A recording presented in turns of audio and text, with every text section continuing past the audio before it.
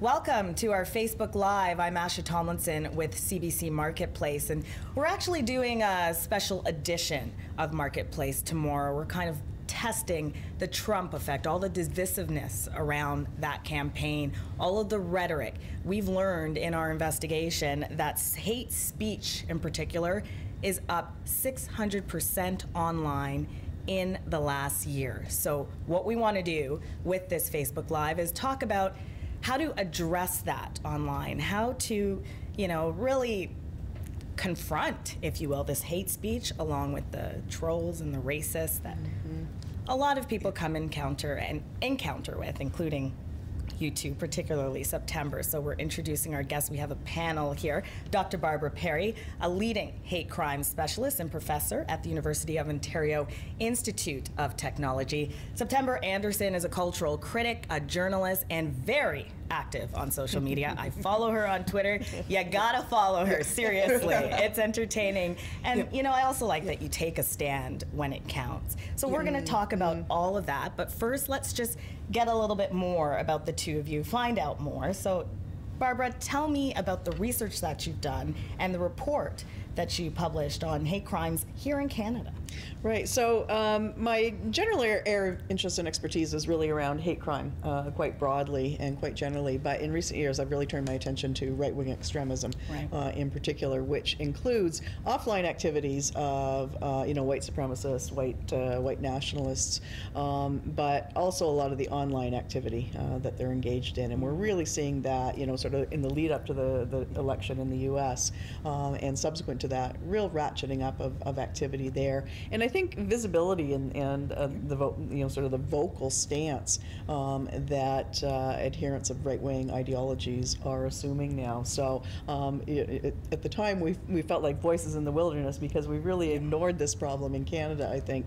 And it turns out now that the work was quite prescient because it really has come to the fore in the past few months. So I think it's helping to inform the conversations in part in Canada at least that we're having around this growth and this resurgence in white nationalism. Well, it brings us here to this conversation, this very important conversation. Some of the data that we also collected from content strategists particularly says that white supremacist ideology, if you will, that has gone up in terms of the language and the hate speech online 300% in the last 12 months. That's huge. And hashtags like white genocide has been flying around, and make America, make Canada white again. Yes. You're saying yes. Have you seen that online? So much of it. Even today, a gentleman was speaking about a hashtag that was going around online, and I can't remember the hashtag, but it was a hate speech hashtag, and he was asking Twitter, why aren't you doing something about this? Why aren't you blocking this hashtag? So then I always go and check the mentions because I like to see who's hateful so they can preemptively block them before they enter my mentions. And there was so much hate, so much, like you said, so much racist rhetoric, so much anger in this person's mentions. And I was scrolling, and after a while I'm like, okay, this is taking up way too much of my time. I can't block all of these people. The barrage, and like you said, the numbers, and these are organized people. The web with 4chan and Reddit allows these white supremacists, allow these right-wing people to be able to organize their attacks, where they dogpile on somebody and overwhelm them with hate. In this instance, this man was lucky he was white, so a lot of the racism that he would have experienced was minimized, but they still didn't waste an opportunity to use the N-word and call him the N-word lover and all of these other things. So it's definitely, I've known so much more, and so many, it's not just people with the blue check mark, it's regular people who are facing this violence online. We're gonna take people's questions, take people's comments throughout this Facebook Live. I know I have experienced trolls who have said some really derogatory, racist things to me. It hurts. Words matter.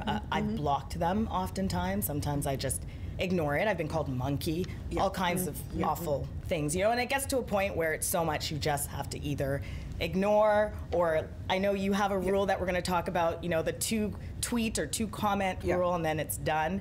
I think about actress Leslie Jones and what she went through, and how she really did hold Twitter to account to some degree.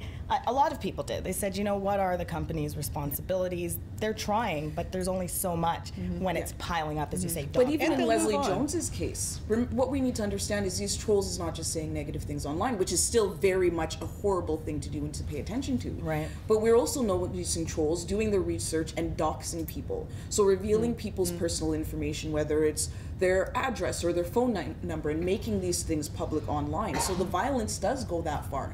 And in some cases, as we saw with Steph Guthrie, where your troll is showing up at your performance, or they're showing up in places where you're known to be. Right. So when we say trolling, we think it's just online or it's just the internet. We have to realize that these are real people. While this may take place online, this is real. These things are real, and the threat is real, and the abuse is very, very real, and it does take a toll. Where there's lots of studies that are talking about the stress that people deal with from having to deal with this hatred online. And it's hard, especially when so many people's jobs are online or require them to be online. We can't just check off of the internet. So much. Exactly. And you can only withstand so much. Absolutely. Benjin Jafari says this: you ignore it and move on. I know sometimes that's what I do. What do you think? I don't even go on Twitter. I mean, this is my That's a way too, right? That's a way to avoid it for sure. Call me a dinosaur, but I have problems enough keeping up with my email. So I'm not very active on social media. So if I get something, it's directly through my email, and same sort of thing. It's easy enough to block it, that sort of thing. Although some of them I actually am collecting. Part of the research. I did start, but it was so much that just delete the whole file, because as we're saying, it's not just Twitter. I've had people going people will do great lengths, so they'll email you, they'll leave messages on your Instagram, they'll send you a message on Snapchat, they'll send you a message on LinkedIn, they'll email your I've had somebody do that, email somebody that I had written, they went and looked through the list of people that I've worked for. They will, one time, when I did ignore somebody, block them, everybody who I tweeted at or who tweeted at me, they would send them hatefulness too. It's also not realistic to say just ignore them. I have a right to be there. I'm not doing anything wrong. You know what I mean? And for me, for a lot of people, this is how I do my work. This is a large part of the things that I do. So if I exit this space, I'm exiting a chunk of my income.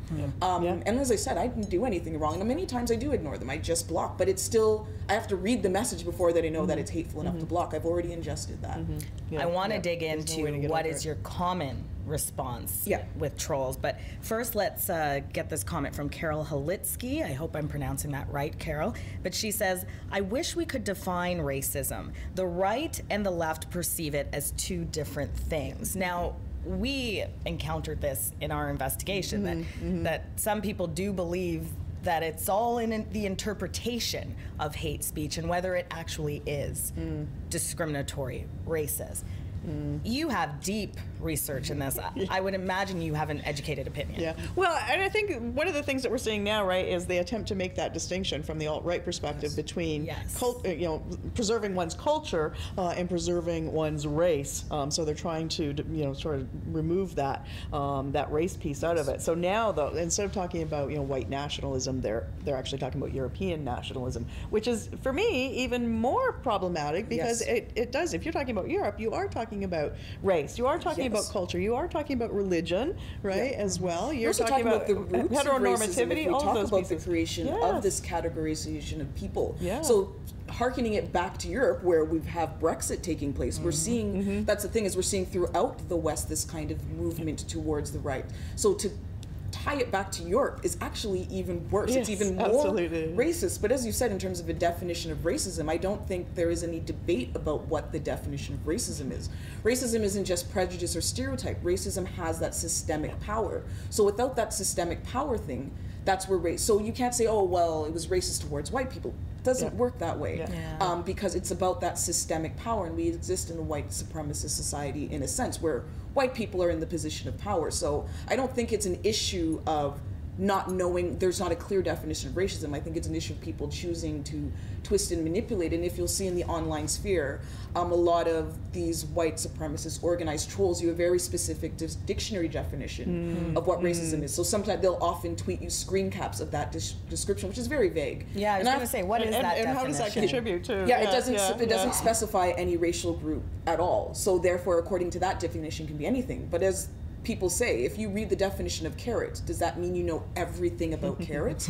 No, it doesn't. You can't read the dictionary and the dictionary definition of racism and think that you'll understand. It's a very neutral definition in all respects, and it's also I think it individualizes racism rather than talking about it as a structural issue, as you mentioned. Even in my classroom, students who are educated by 3rd and 4th year, we still have to reinforce when we're talking about racism. We're really talking about those positions of power and people who and group, not just people, but groups who have that capacity to limit the opportunities and the capacities of others. And that's a piece that we often miss when we talk about that sort of in the popular psyche, I think. And it's not being politicized as well. I mean, when I spoke with some people in our social experiment, and you'll see it tomorrow, it's interesting when I asked, do you feel that you're racist because you believe in slogans such as "Make Canada Great Again"? And they don't believe that that's racist. They say that it's more about anti-immigration and that, the government needs to focus on people here and we should not let others in right now because we need to focus on ourselves. And that was the rationale. And I mean, you have to hear that side too, because there was that camp in the US that kind of, sort of grew out of this idea of we need to take care of ourselves and it's not happening. But why do we have sorry. Go ahead. But why do we have those concerns? Why do they raise concerns about immigration and immigrants and Syrian refugees and all those sorts of things? It's because of the way they've been constructed. It's not because that there is any inherent risk associated with them.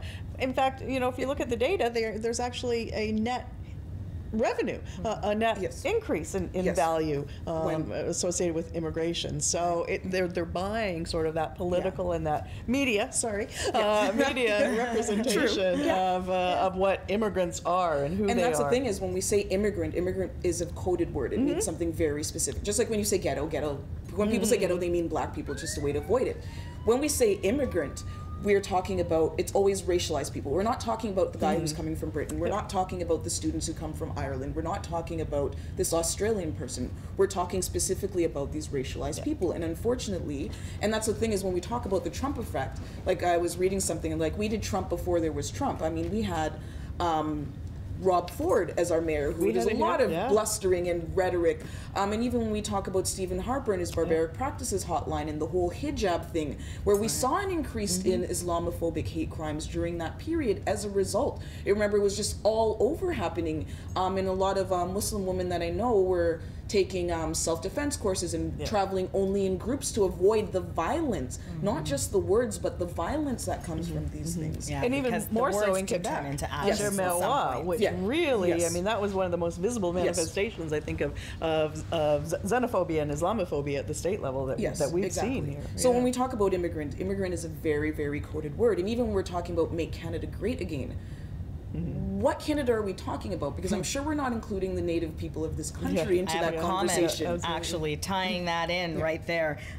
Edna Singer says, when the man who is the incoming president is allowed to spew the racist and derogatory remarks about women, the disabled, and many others without recourse, we are all fair game, and that's frightening. I am an Aboriginal woman with a disabled son. I am fearful for all.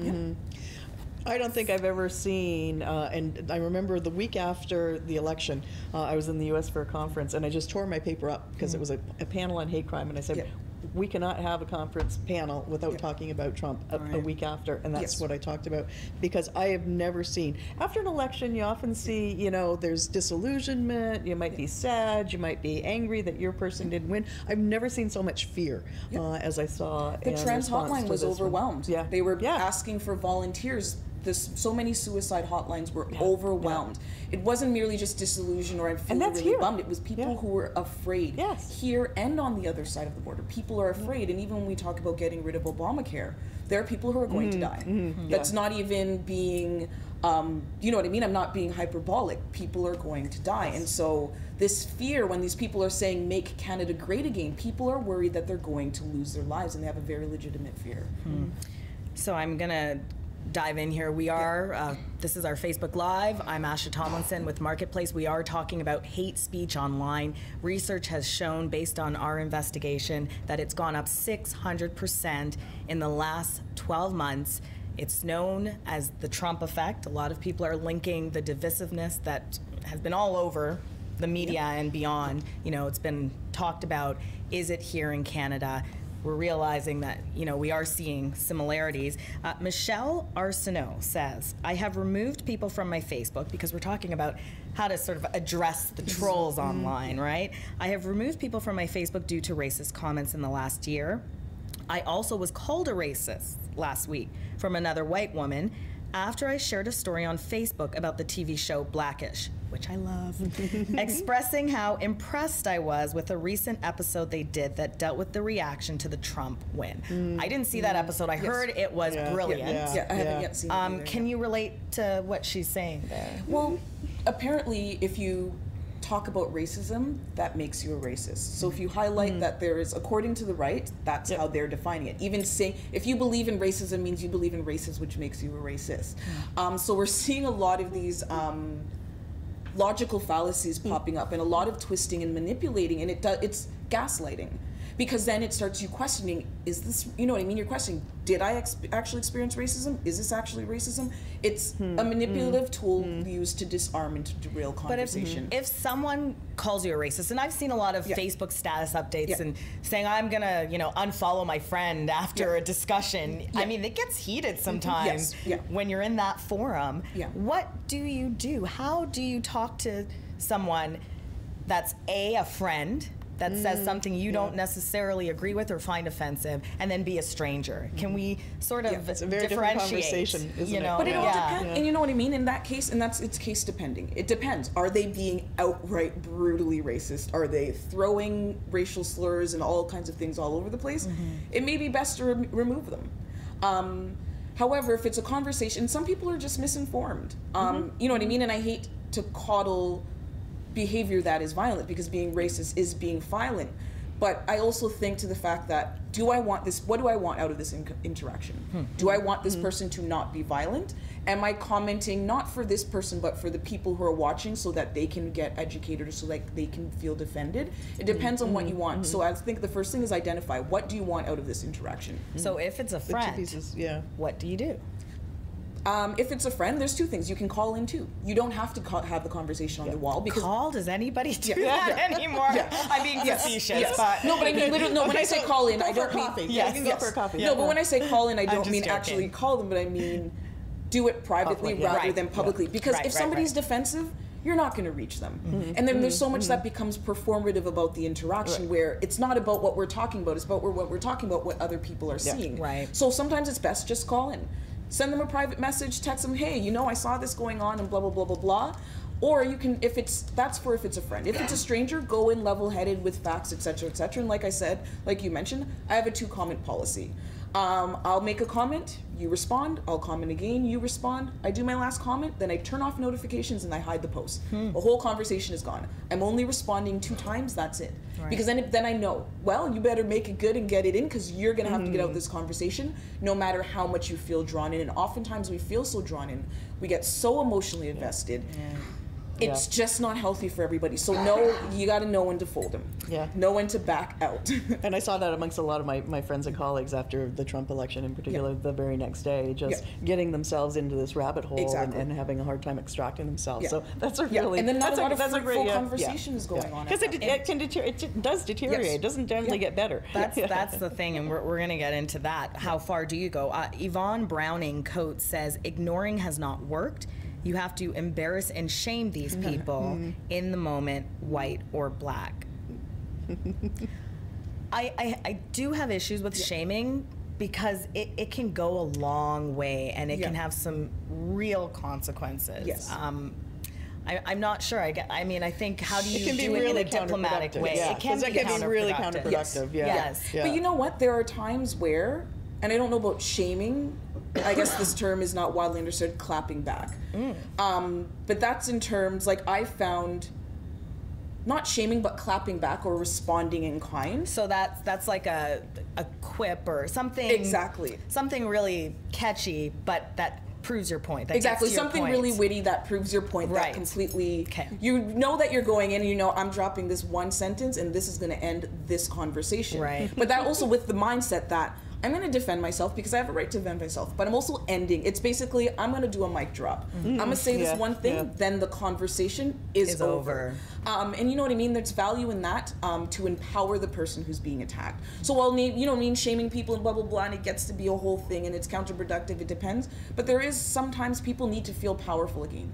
And not powerful as in I'm dominating you, but can I feel a little good about myself after this interaction is over? And how does it help to like that kind of comment? Or even to use a hashtag? You know, I think of We Stand With You. I think of Make It Awkward. We're going to be profiling Jessie Lipscomb, who started that movement. How does that play a part in I don't want to say silencing, because this is an issue of free speech. Absolutely, I think it can be so powerful for that solidarity. reason. Exactly. For those who believe in But what even they're when we doing. talk about bystander intervention, and it's often a discussion talking about what happens in public when you see an interaction that's negative, but we don't often talk about bystander intervention online and how that looks. And often just liking a comment, that is powerful enough to let that person, you're not alone, I am watching this.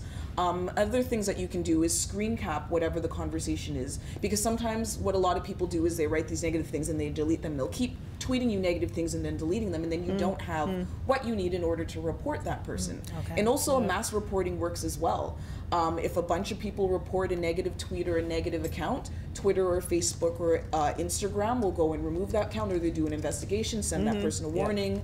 They put them on a timeout where you can't access your account for like a day, 3 days, 7-day increments. You know what I mean? There are lots of ways for bystander intervention to work online. And like you said, merely liking a comment shows you, I'm here, I see what happens, I support you, you're not alone. And that's often so, without engaging with the other person, that's often so powerful. It creates that sense of unity as well for others, and, you know, encouraging others as well to take that very first stand, right? Who knows? Is that the first point of contact for them? And then do they continue? And they may well. And even sending a private message afterwards to be like, hey, are you okay? I saw that this is going on. I've got my eye on, are you okay? Do you want me to say something? How do you want me to help you?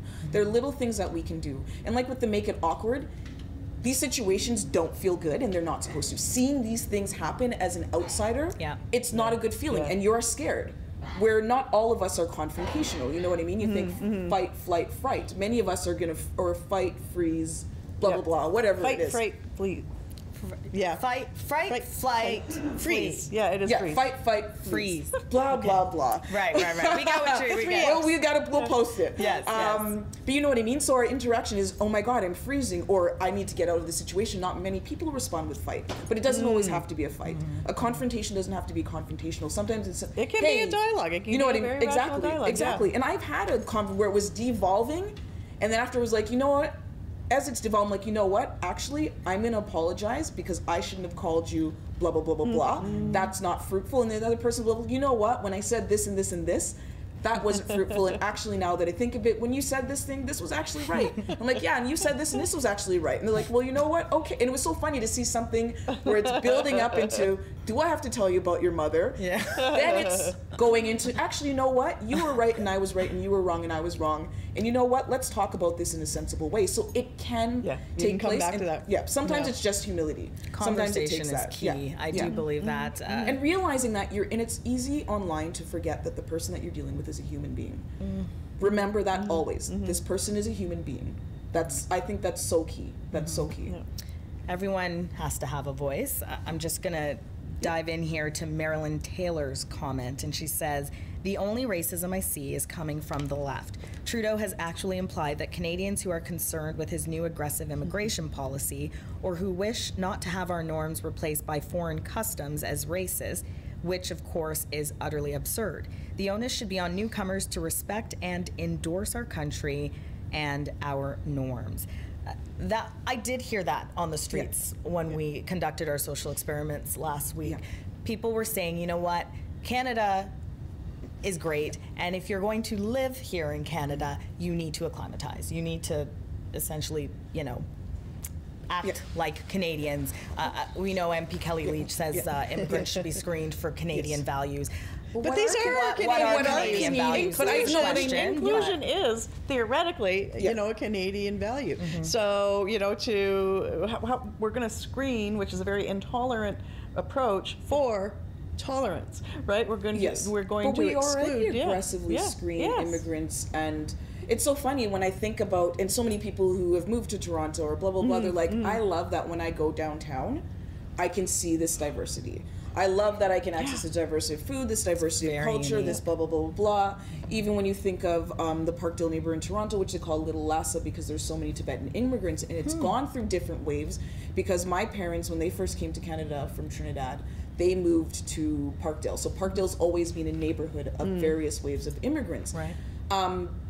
What's more Canadian than diversity? Isn't it? Well, it depends on where you mosaic. are too, though, right? Because we know there are parts of the 905 even, that close to the GTA that are homogeneous, right? And don't have that, don't value it, don't have that experience of diversity. There are a lot of communities that don't, and I think this is, as people will see tomorrow, one of the things that you found in that social experiment, that there were differences between homogeneous rural communities and some urban and urban areas. Where it is based on your experiences too. I mean, if you're only exposed to a certain community and a certain way of life, I mean, we all build up certain expectations of what life is. But what's interesting I guess about that's that how it translates sometimes in terms of the way we react. Yeah, it's interesting because there are similarities in what a lot of people are calling Canadian values, because they've done some studies where saying, well, a lot of Muslim people actually vote conservative, or a lot of so in terms of the similarities, if we just look, we'll find them.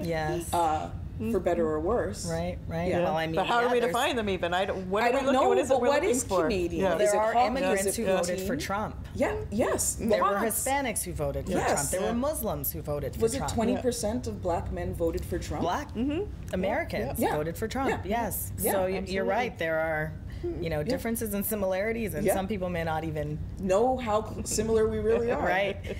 One other comment here, Tara Curry-Kochi says, I believe the left keeps feeding the racism, create issues where there is none. There is no such thing as white privilege. I know when the media tackles issues of racism and discrimination, there's often, that comment that it's propaganda. I don't know if any of you feel like commenting on that. I get it from my students. I get it from my students as well, because I teach, issues in diversity, social justice. I teach the hate crime class, and they'll often come in, with this sense that, well, we're past all of that, right? As we say, post-racial society, and I'll say, well, turn to the person beside you and ask them how they feel, because we have a very diverse student body, and they soon learn from their classmates that no, we're not in fact post-racist, that it is an ongoing problem, and you can look at any dimension, whether it's political exclusion, whether it's economic exclusion, even in terms of education and access to education, of having a voice on any level is still a real challenge for racialized communities in particular. Justin Trudeau, the left, look at his cabinet.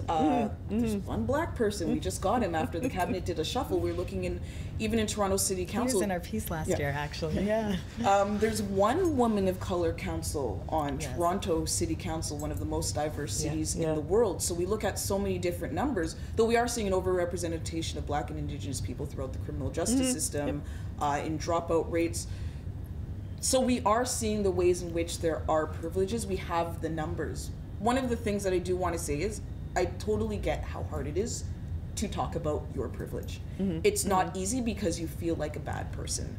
However, but people also feel like they don't have privileges. Exactly. Well, that's what because I don't personally. I haven't denied you a job, so I'm.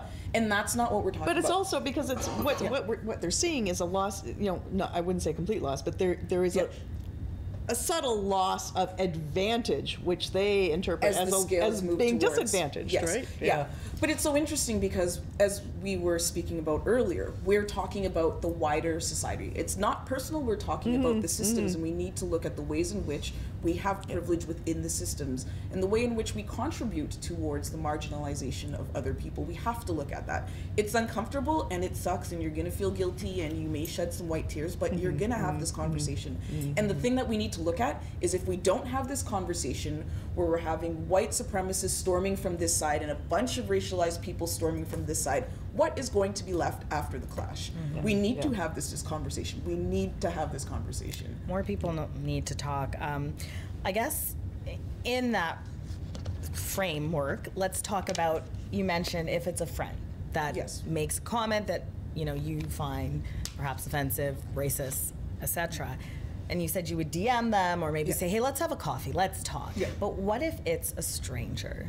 Then how do you address it? Do you do something different in that case?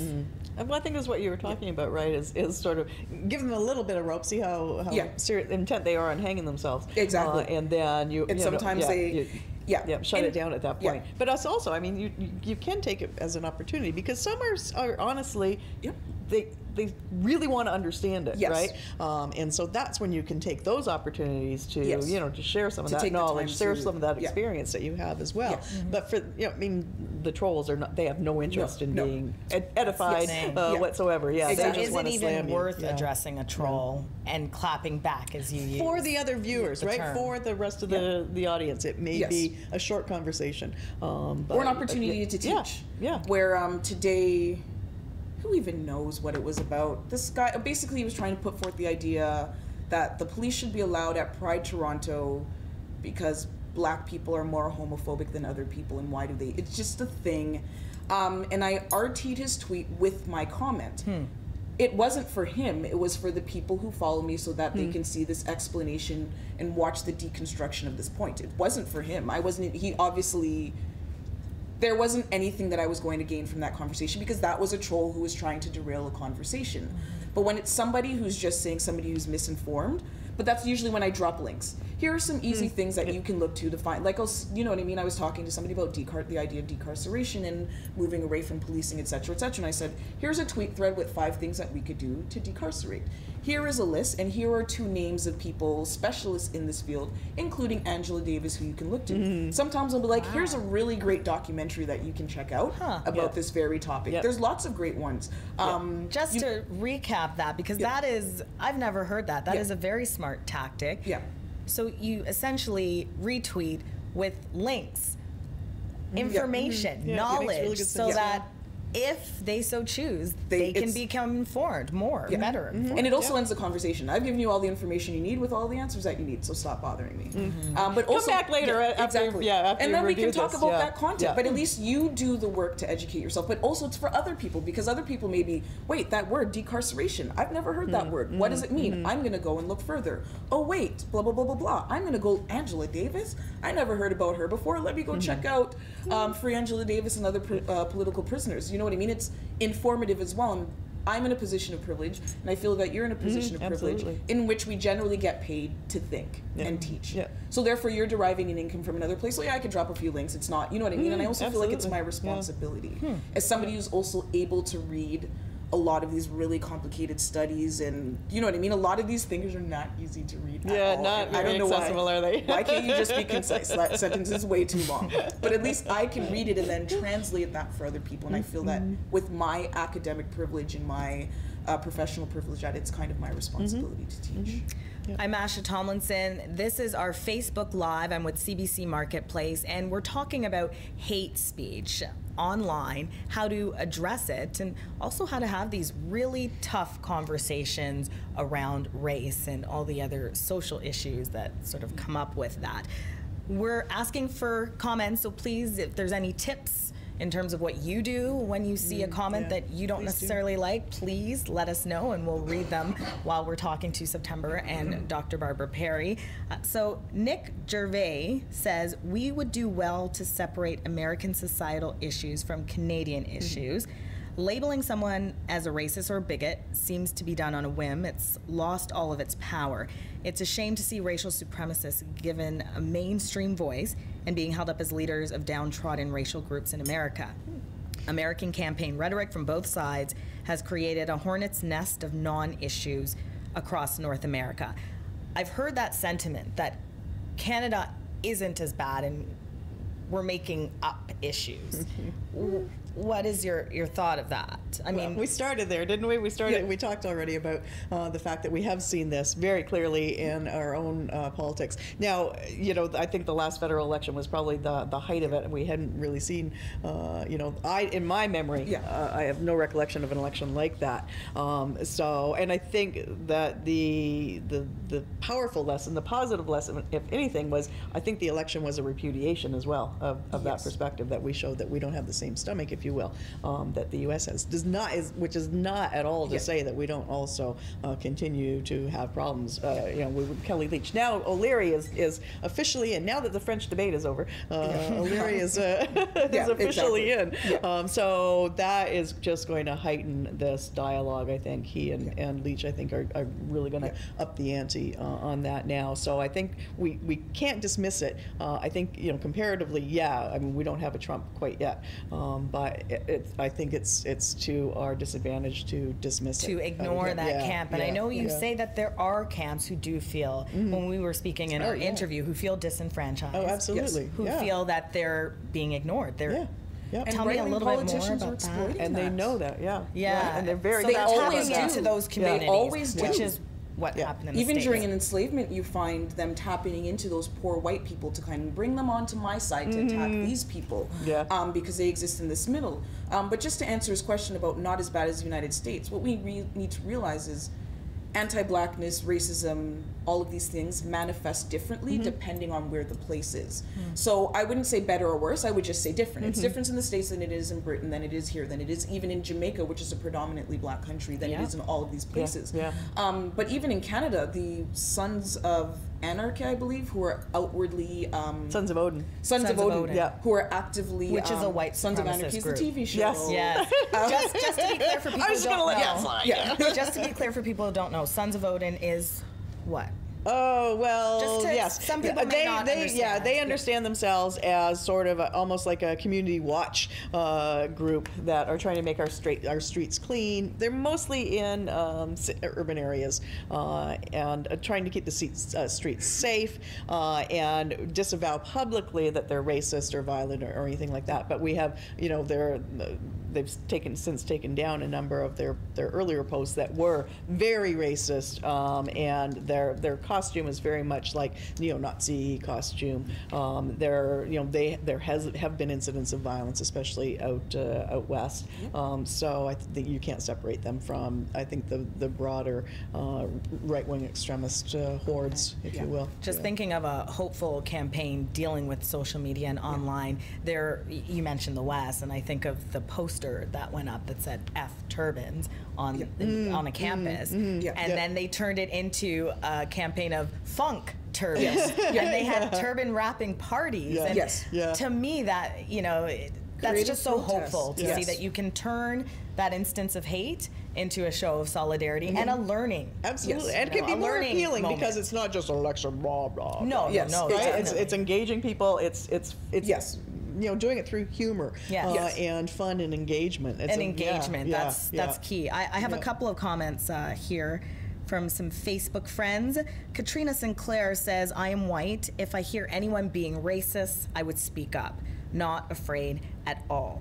We did an investigation last year around this time and spent a lot of time speaking with experts about the bystander effect. Can we talk a little bit about that? Because you can even say that does translate online. The bystander effect being maybe you're, many reasons why, but maybe you're afraid, or maybe you don't know how to approach a person who is being hateful or aggressive. What is the bystander effect? Let's explain it first, and then how do you step in? How do you intervene safely? I mean, the bystander effect is exactly that, right? Is people who are observing what's happening around them. They may be not, explicitly engaged in racist activity or language or speech, but are aware that it's happening, and that can go either direction. You walk away, and we saw some of that, right? People just avoiding eye contact. And they look. We noticed a lot of people looked, but they just they stopped. Some even stopped and watched for a bit. it, but then kept on walking. So won't engage, afraid to engage, but then there are those who will, and I think that's also a dangerous component, right? The people who don't intervene, because that is also enabling, right? It does send the message, whether it's intended or not. It sends the message that, oh, it's okay, I agree with what you're doing.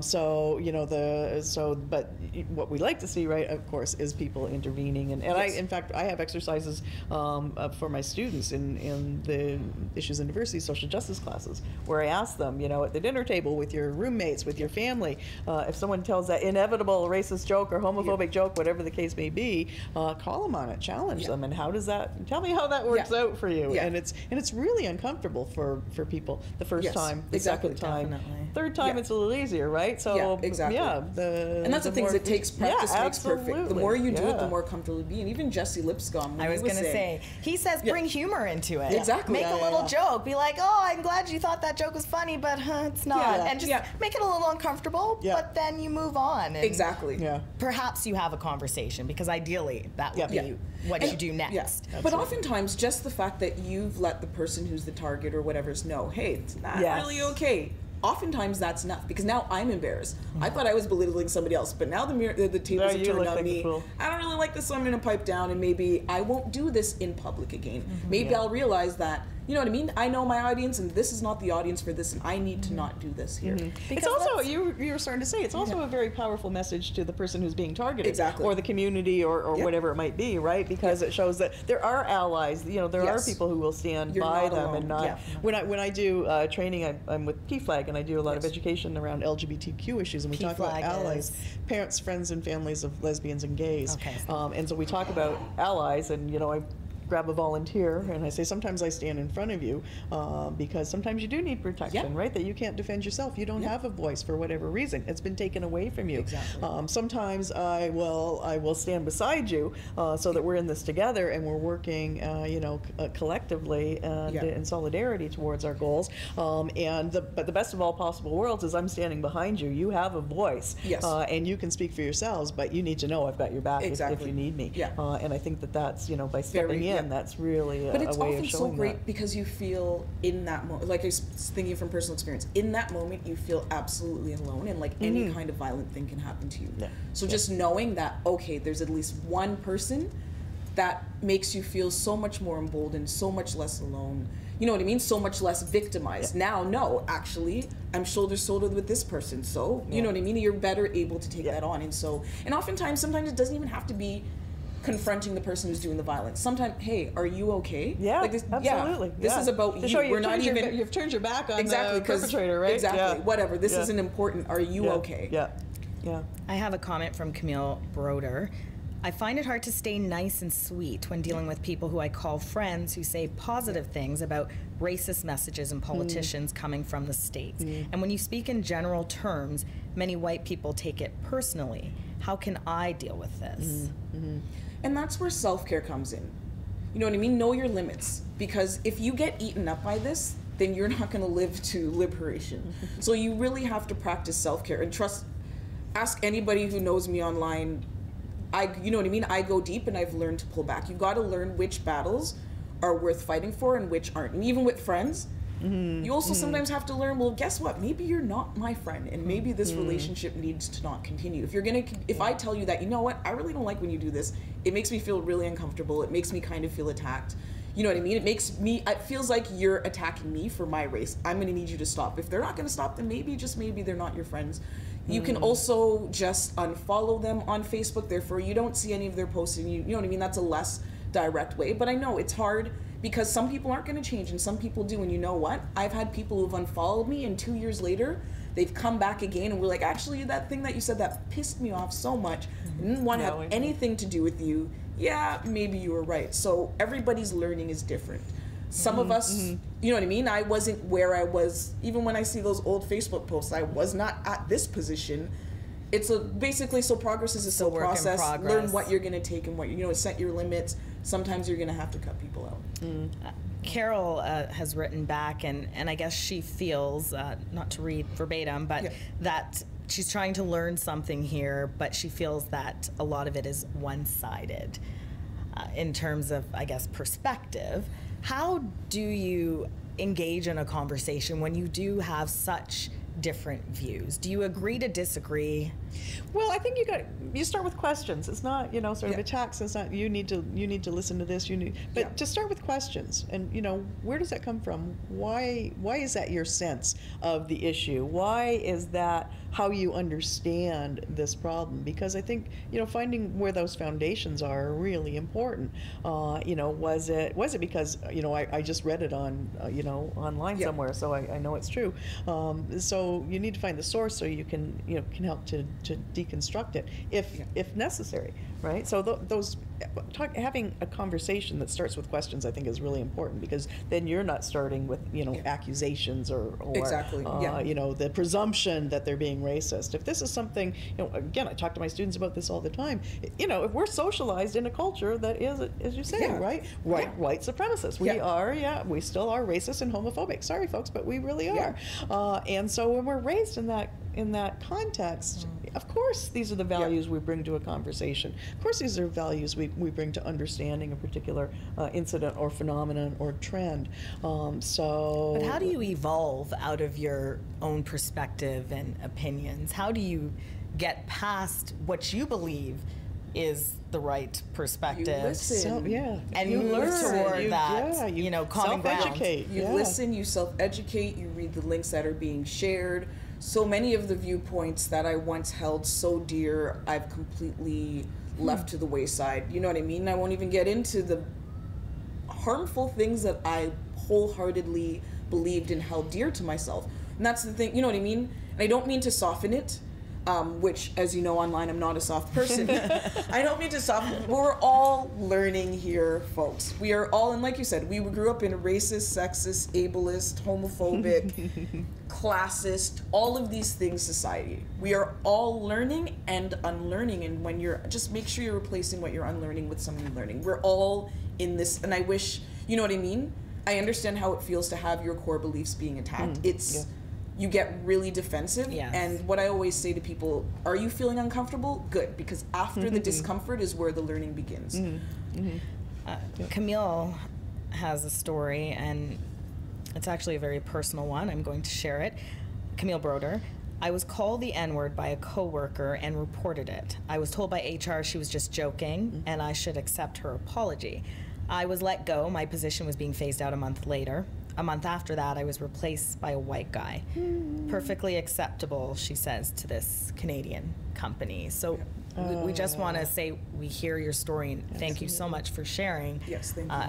Any advice or thoughts on that? Well, these are the things that we're talking about, right? That happen on a daily basis. That where it's sort of, we'll say small s systemic in terms of the workplace, that the support wasn't there that was obviously needed for this person. The first response of HR should never be, this was a joke. If it was hurtful and harmful and taken as hurtful and harmful, it's not a joke. And we use that as a crutch, don't we? I was just joking. Grow a skin. And that is usually code for but this is how I really feel. Exactly. And you know what? It's as somebody who's been there, unfortunately, when you speak up, you're gonna lose a lot of things. Even when I think of Chelsea Manning and many other whistleblowers who have lost their liberty for these things. Unfortunately, that is this place, and that's how it goes. And I totally feel you. I know exactly where you're coming from, and it's unfortunate, but you speaking out and sharing your story is important, because these things shouldn't happen in the dark. It shouldn't be a private thing that happens. There's so much value in sharing your stories, because oftentimes when you share your stories, you know what I mean? I have so many different challenges that I deal with, and for me, sharing my stories helps me build my community and helps me better able to battle these things and combat them. So it's definitely a reminder tricky to others in the corporate world, though. Yes. It is, because you worry about how you're perceived afterwards. Yeah, so it really is a personal choice whether you call it out right on the spot and deal with the consequences, which were dire for Camille, or stay silent. But I'd like to say there's so many ways to do the work that don't involve, because like I said, you have to live to liberation. So if you end up homeless on the street with no food and no healthcare and all of these other things, and you don't make it to liberation, that doesn't help us. Take care of yourselves, and there's so many ways to do the work. There's so many organizations and people you can help, and connecting. There's lots of things to do that you don't have to put yourself on the line. But I am thankful for people who are like, you know what, I'm going to take this calculated risk and I know it's going to be me, and I'm thankful for people who do that. Just to recap, this is a Facebook Live. I'm Asha Tomlinson with CBC Marketplace. September Anderson is a cultural critic, journalist, very live on Twitter and other social media platforms. And Dr. Barbara Perry is one of Canada's leading hate crimes specialists. We've been taking a lot of comments from Facebook about hate speech online, how to address it, racism, and just how to have conversations about these very uncomfortable issues that are all around us. Brian Mever, don't know how to pronounce that, sorry Brian, but he says, as a white male, I don't think as women you can relate to how I feel. No, I can't. Conversely, he can't relate to how absolutely I feel. No, we can't. That's why. How do you translate that to someone who, again, I go back to these different experiences because we all come from that, right? We all come from different households and raised different ways and taught different things, very much learned experiences. But how do you unlearn that? And how do you open yourself up to understanding someone else's perspective and where they're coming from? By listening. By listening and by accepting that people know more about their experiences than you do. So we are sitting here, and I'm sure we've got vastly different experiences. So while, I could relate to you in terms of being a black woman, I can relate to you about being a woman, I can, you know what I mean? While we do have points, there's so many things that I can't understand. Of course. So in that moment, I listen to you. You know what I mean? Feeling the ability to know what somebody's talking about, just at least know that they know what they're speaking about. And they're, like I said, I'm a big, you know what I mean? I'm big on listening. No, as a white man, I have no idea what a lot of your experiences are completely foreign to me. I have just call out to Brian if you want to elaborate. I mean, please. We're willing to hear you. We want to know exactly what you mean and really try to understand where you're coming from, for sure. Okay, I guess we're going to wrap this up very quickly, but if we can leave it with a final thought in terms of how to address uncomfortable topics on social media first and foremost, and then we'll tackle how do you encounter it and confront it in person. You take social media, I'll take the in person. There we go. So on social media, actually another thing that I like to highlight is if you're in the person and you share the same privilege as a person, it's kind of your responsibility to say something. So if you're a white person, you see somebody being racist, it's kind of your responsibility to say something rather than the person who's being victimized. So just like if I see a queer person, something that's homophobic, etc., I'm straight. It's my job to go in and do that emotional labor. But in terms of dealing with things online, like you said, dialogue. If you're the one who's being victimized, remember my 2-comment thing? Say your 2 comments and get out of there. Don't let that drag you down. I'm a big fan of turning off notifications and hiding posts, and I like leaving a comment so they're arguing by themselves and I've already moved on. At least I feel good and powerful in that moment. Reporting accounts, you know what I mean? And holler, have a community of support that you have. I have people who will be like, yeah, September, I saw that, blah, blah, blah, blah, blah, build me up and help me out. And once again, if you see it happening to somebody else, something as simple as liking a comment shows that I'm watching, I see you, and I support you. What about starting a movement, or even as simple as starting a hashtag? But even that, in that moment, you see something racist going on or something online that's bigoted, why don't you just leave it? Make it awkward about, that was awkward. Even that is a simple way to highlight, actually, something about this is not right, and you don't have to engage. Even like, that's awkward, or leave an emoji where it's like questioning or something. Small, simple ways that don't require you to go all in there and have to be, you know what I mean, have to have this giant thesis of something to present to something. Sometimes it's as simple as a hashtag or an emoji. You mentioned self-care. One tip, one piece of advice when it comes to that, because it is hard to filter through all those comments and not take it personally and not internalize. Know when to fold them. Know when to fold them. And it's hard not to internalize, but like in any kind of self-care that you do, take a breather and get a mug of tea. Have a shot if you need one. Go for a walk. You know what I mean? Do a yoga flow. Go through a sun salutation. do what you would normally do to make yourself feel good. And I know people like, it's online, it's not real, and you may feel silly doing that. It's not silly. Take care of yourself. That's so much of where we live now, right, is online. So yeah, Exactly. absolutely. We have to take we it all seriously. live like this. Yeah. And have escape. For me, you know what I mean? Getting off of all social media may be hard. So for me, I'm like, you know what? I'm getting off Facebook and Twitter, and I'm instead going to look at pretty pictures on Tumblr or on Instagram. I also take social media breaks where I'll be like, I'm not going to be on. I had a break throughout the Christmas holiday. I was off of social media for 1 month.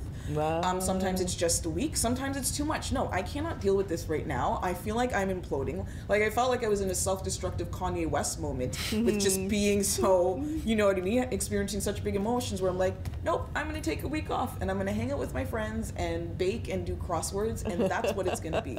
Feel free. Invite me over next time. Big Jamaican food cooking up too. We're all there. Yeah, seriously. We're all at September's house, okay? Dr. Perry, when it comes to the bystander effect and how you confront bigotry and racism face to face, what would you say? What piece of advice do you have? It's not that different than online. It still is about dialogue, right, and about having those hard conversations, but also knowing when to walk away. It's not just shutting off your computer, but in that context where you have to walk away. And I think where many of us struggle is because, you know, it might be strangers or people you only know online, but often, you know, face to face, it's people we know, people we, you know, thought we respected or were our friends. So it makes it a really hard emotional labor in a very different way to have those conversations, but you know, you can't work around them. You absolutely have to engage there, and you know, to provide, you know, you provide links, and I would say, you know, I would say, well, let's look at this. You know, you can provide them face to face as well, but beyond that, right? There are so many ways, so many venues that you can engage in to, you know, be part of that change as well. I mean, I'm engaged in a lot of community-based organizations and boards and things like that. That's a way for me, you know, get involved, get engaged, be part of that change in some way. It's not just a micro level conversations we're talking about. It's, you know, how can you make a difference in your broader community? How can you make a difference sort of in terms of enhancing structural change as well? So, you know, if you have that passion, getting involved in some way is both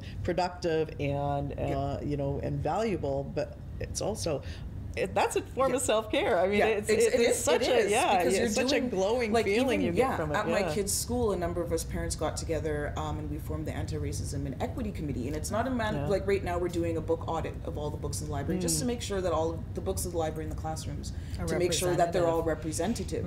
And not just representative as in visually, but the content as well. So we've also compiled book lists for teachers to be able to buy books and blah, blah, blah. Another thing that we're going to have is lunchtime sessions. So basically a speaker comes in for 30 minutes and the teachers can go in and learn about how to make curriculum more diverse, or how to confront racism in the classroom, or how to talk about white privilege. So there are, and that's not monumental work. There's so many small little things that you can do where you are. And sometimes as a racialized person, sometimes it's as simple as going into your kid's class and reading, and for the other kids to see you there. That says a lot. The visual aspect of it. So the 3 tips I hear: get involved, get informed, get engaged. Yes.